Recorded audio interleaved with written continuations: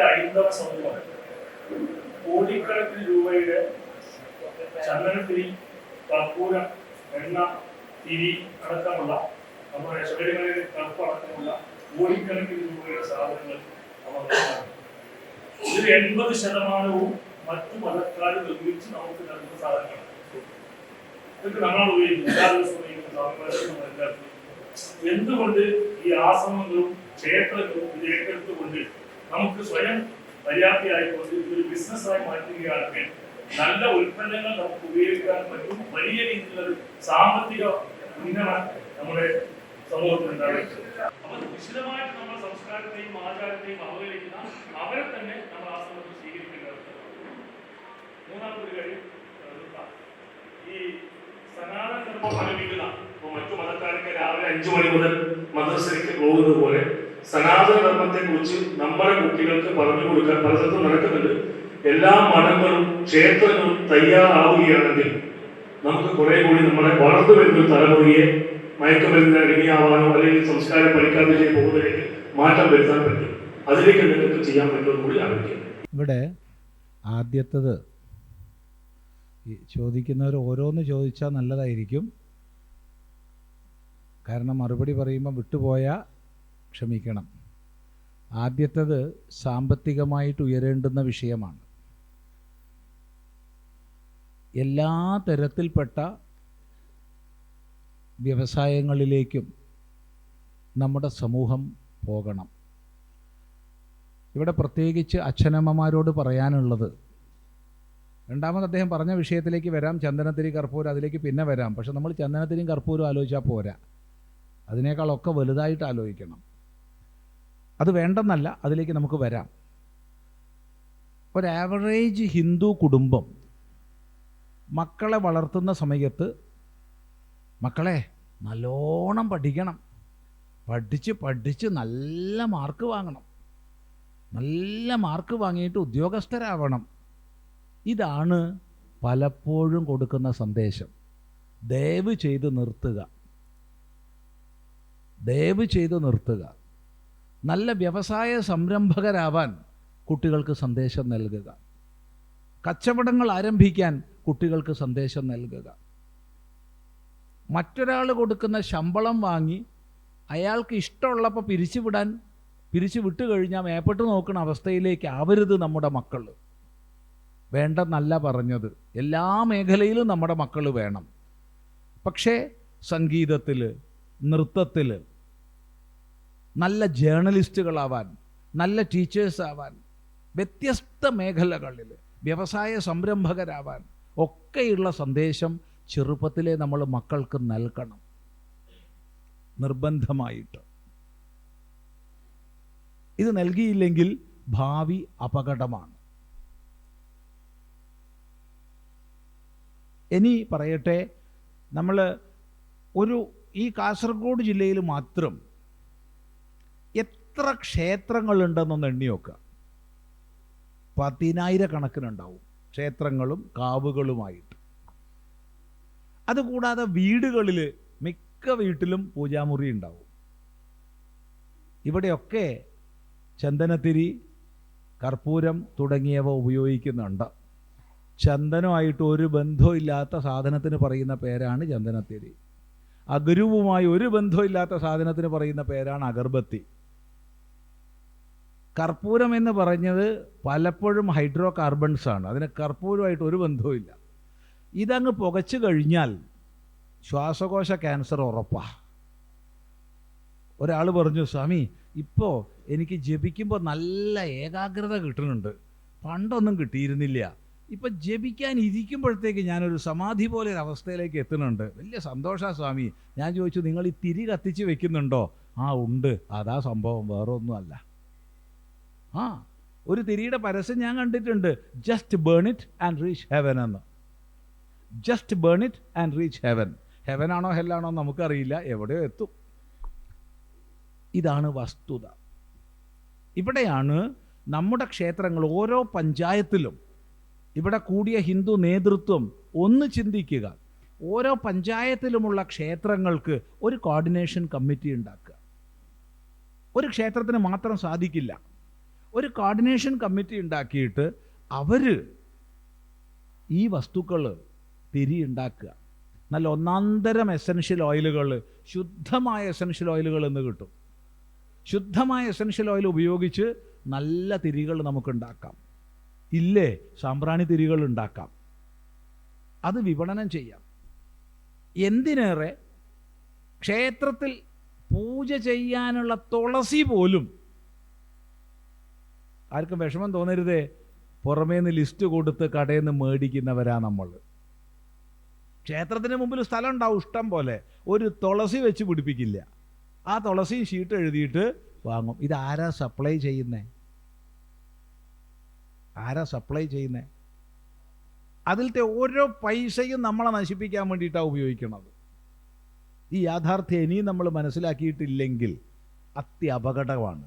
ഇതിനേക്കാൾ അപകടം പിടിച്ച വേറൊരു സാധനമുണ്ട്. നിങ്ങൾ എത്ര പേര് കേട്ടിട്ടുണ്ടെന്ന് അറിയില്ല, വിളക്കെണ്ണ. വിളക്കെണ്ണ നോക്കൂ, തേങ്ങയാട്ടിയ തേങ്ങ എണ്ണ കിട്ടും, എള്ളാട്ടിയ എള്ളെണ്ണ കിട്ടും, കടലയാട്ടിയ കടലെണ്ണ കിട്ടും. വിളക്കാട്ടിയാൽ എണ്ണ കിട്ടുമോ? എന്താ ഈ വിളക്കെണ്ണ പറഞ്ഞാൽ? മിക്കവാറും ഹോട്ടലുകളിൽ 2 പാത്രങ്ങളുണ്ടാവും. ഒന്ന് ഭക്ഷണ വേസ്റ്റുകൾ ഇടാനുള്ള വലിയൊരു പാത്രം, അത് പന്നി ഫാമിലേക്കാണ് പോവുക. വേറൊന്ന് ഈ മാംസവും മത്സ്യവും പപ്പടവും ഒക്കെ പൊരിച്ച എണ്ണ, കറുത്ത് കഴിഞ്ഞത്, ഇനി ഉപയോഗിക്കാൻ പറ്റാത്തത് ഒഴിച്ചു വെക്കാൻ വേറൊരു പാത്രം. അത് മറ്റേ പന്നി ഫാമിലേക്ക് പോവും. ഇത് നേരെ മൾട്ടി ഫിൽട്ടർ ചെയ്ത് നല്ല ഫ്ലേവറും അടിച്ച് വന്നാൽ വിളക്കെണ്ണയായി. ഒരു ക്ഷേത്ര കമ്മിറ്റി പ്രസിഡന്റ് പറഞ്ഞു, സ്വാമി വിലക്കുറവാ. ഞാൻ പറഞ്ഞു, കത്തിച്ചിട്ടില്ലെങ്കിൽ അതിനേക്കാൾ കുറവല്ലേ, കത്തിക്കാതിരുന്നൂടെ? എന്തിനാണ് ഈ വിഷം കത്തിക്കണത്? അതുകൊണ്ട് ദയവ് ചെയ്ത് ഒരു കോർഡിനേഷൻ കമ്മിറ്റി ഉണ്ടാക്കുക. ഓരോ പഞ്ചായത്തിലും മതി, അതിന് മേപ്പട്ടേക്ക് പോകണ്ട, താലൂക്ക് തലത്തിലേക്കൊന്നും പോകണ്ട, പഞ്ചായത്ത് തലം മതി. എന്നിട്ട് അവിടത്തേക്ക് വേണ്ട ഉൽപ്പാദനങ്ങൾ ചെയ്യാം, ക്ഷേത്രത്തിന് വേണ്ട.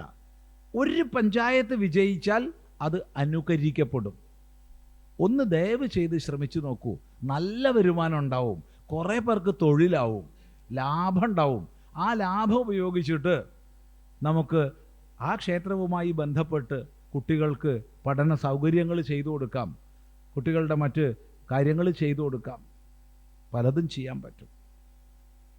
അത് ശ്രദ്ധിക്കുക. അതുകൊണ്ട് ആദ്യം പറഞ്ഞത് ഈ കർപ്പൂരവും തിരിയൊന്നും അല്ല, വലിയ ലക്ഷ്യങ്ങൾ നമ്മൾക്ക് വേണം. നമുക്ക് വലിയൊരു കുഴപ്പം പറ്റിയിട്ടുണ്ട്. നമ്മുടെ ആധ്യാത്മിക പ്രഭാഷകന്മാർ കുറേ കാലം ഈ പണമൊന്നും ആഗ്രഹിക്കരുത്, പണം ആഗ്രഹിക്കരുത് എന്ന് പറഞ്ഞ് പഠിപ്പിച്ചു നാട്ടുകാരെ. തെറ്റാണ്. ഇത് സമാജത്തെ കൊല്ലുന്നതിന് തുല്യമാണ്. പണം ആഗ്രഹിക്കണമെന്ന് പഠിപ്പിക്കൂ. ഭൂത്യൈ ന പ്രമദിതവ്യം എന്നാണ് വേദം പറഞ്ഞത്. യയാ കയാച വിധയാ ബഹുവന്നം പ്രാപ്നുയാത് എന്നാണ് വേദം പറഞ്ഞത്. നിത്യം പാരായണം ചെയ്യേണ്ടുന്ന വേദഭാഗമാണ് ശ്രീരുദ്രം. ശ്രീരുദ്രത്തിൽ ഒരു അധ്യായം മുഴുവൻ ചമകമാണ്. 300 ചില്ലാൻ പ്രാർത്ഥനകളാ. എനിക്ക് പട്ടുവസ്ത്രം വേണം, എനിക്ക് സ്വർണം വേണം, എനിക്ക് രത്നം വേണം, എനിക്ക് കമ്പിളി വസ്ത്രം വേണം, എനിക്ക് പരുത്തി വസ്ത്രം വേണം, എനിക്ക് ആന വേണം, കുതിര വേണം, പശു വേണം, എനിക്ക് ദാരിദ്ര്യം വേണം എന്ന് ഒരിടത്തും പറഞ്ഞിട്ടില്ല. സമ്പന്നമായൊരു സമൂഹത്തെയാണ് ഋഷിമാർ വിഭാവന ചെയ്തത്. അതിനു പകരം നമ്മുടെ ആധ്യാത്മിക പ്രഭാഷകന്മാർ ഇടക്കാലത്ത് എന്ത് പറഞ്ഞു? പണം ആഗ്രഹിക്കരുത്, പണം ആളെ കൊല്ലുക എന്ന് പറഞ്ഞു. എന്നിട്ട് പ്രഭാഷണം കഴിഞ്ഞ് സ്വാമി ചിദാനന്ദപുരി സ്വാമിയോട്ട് പോകുന്നുമില്ല. അപ്പോൾ സ്വാമിക്കല്ലേ തിരക്കുണ്ടെന്ന് പറഞ്ഞേ, എന്താ സ്വാമി പോവാത്തേ? അതെ, എനിക്ക് തിരക്കുണ്ട്. പിന്നെ സ്വാമി എന്താ പോവാത്തേ? അല്ല, ദക്ഷിണയൊന്നും ഇല്ലേ? അല്ല, നിങ്ങളല്ലേ പറഞ്ഞേ പണം ആഗ്രഹിക്കരുത്, പിന്നെ നിങ്ങൾക്ക് എന്തിനാ പണം? ഈ കാപട്ടി ഒഴിവാക്കുക. നമ്മുടെ സമൂഹം സമ്പന്നമായ സമൂഹമായിരിക്കണം, സമ്പന്നമായ സമൂഹം. ആ കാഴ്ചപ്പാട് നമ്മൾ നൽകുക. മറ്റൊരു ചോദ്യം, മറ്റു മതങ്ങളിലുള്ളതുപോലെ എന്തുകൊണ്ട് മതപാഠശാലകൾ നമുക്ക് വേണ്ടതുപോലെ നടത്തിക്കൂടാ? ഇപ്പോൾ ധാരാളം പ്രസ്ഥാനങ്ങൾ നടത്തുന്നുണ്ട്. ഇപ്പോൾ നമ്മൾ ചിന്മയ മിഷനിൽ ബാലവിഹാറുണ്ട്, സത്യസായി സേവാ സമിതിയുടെ ബാലവികാസ് ഉണ്ട്, ക്ഷേത്ര സംരക്ഷണ സമിതിയുടേതുണ്ട്, വിശ്വ ഹിന്ദു പരിഷത്തിൻ്റെതുണ്ട്. അതുപോലെ പല സംഘടനകളിൽ കുട്ടികൾക്കുള്ള ക്ലാസ്സുകൾ നടത്തുന്നിടത്ത് കുട്ടികളെ ഒന്ന് പറഞ്ഞയക്കുക. 2, ഇവിടെ കൂടിയിരിക്കുന്നവർ പല ക്ഷേത്രങ്ങളുടെ ഭാരവാഹികളുണ്ടെങ്കിൽ ആ ക്ഷേത്രങ്ങളിൽ ക്ലാസ്സുകൾ ആരംഭിക്കുക. ദയവ് ചെയ്ത് കൊച്ചു കുട്ടികൾക്ക് ഭഗവത്ഗീത അർത്ഥമൊന്നും പഠിപ്പിക്കരുത്. ഗീത ചൊല്ലാൻ പഠിപ്പിക്കുക, അർത്ഥം പഠിപ്പിക്കരുത്. അത് വലുതായിട്ട് അവർ പഠിച്ചോട്ടെ. കഥകൾ പറഞ്ഞു കൊടുക്കുക, സദ്ഗുണ പാഠങ്ങൾ പറഞ്ഞു കൊടുക്കുക. ഇവിടെ ഇതിൻ്റെ അത്യാവശ്യകത അച്ഛനമ്മമാർക്കാണ് ആദ്യം ബോധിക്കേണ്ടത്. ഇല്ലെങ്കിൽ അവർ പറയും കുട്ടിക്ക് ഡാൻസ് ഉണ്ട്, പാട്ടുണ്ട്, ഡാൻസ് വേണ്ട, പാട്ട് വേണ്ട എന്ന് പറഞ്ഞില്ല. ഡാൻസും പാട്ടും ഒക്കെ നമുക്ക് വേണം. പക്ഷേ നമുക്ക് നമ്മെക്കുറിച്ച് അറിയാത്തതിൻ്റെ കുഴപ്പമാണ് ഏറ്റവും വലുത്. നമ്മൾ കഴിവിൻ്റെ പരമാവധി സമാജത്തിൽ പ്രവർത്തിക്കുന്നുണ്ട്, കഴിവിൻ്റെ പരമാവധി വിശ്രമമില്ലാണ്ട് പ്രവർത്തിക്കുന്നുണ്ട്. ആ പ്രവർത്തനത്തിൻ്റെ കേന്ദ്രം കൊളത്തൂർ ഗ്രാമത്തിൽ അദ്വൈതാശ്രമമാണ്. വേറെ കുറേ ബ്രാഞ്ചുകളൊക്കെ ഉണ്ട് ആശ്രമത്തിനെങ്കിലും അതിൻ്റെ കേന്ദ്രം കൊളത്തൂരാണ്. അവിടെ മാത്രം ഒരു വർഷം 100 പെൺകുട്ടികളെയെങ്കിലും കൊണ്ടുവരുന്നുണ്ട് മതം മാറ്റ കേന്ദ്രങ്ങളിൽ നിന്ന്.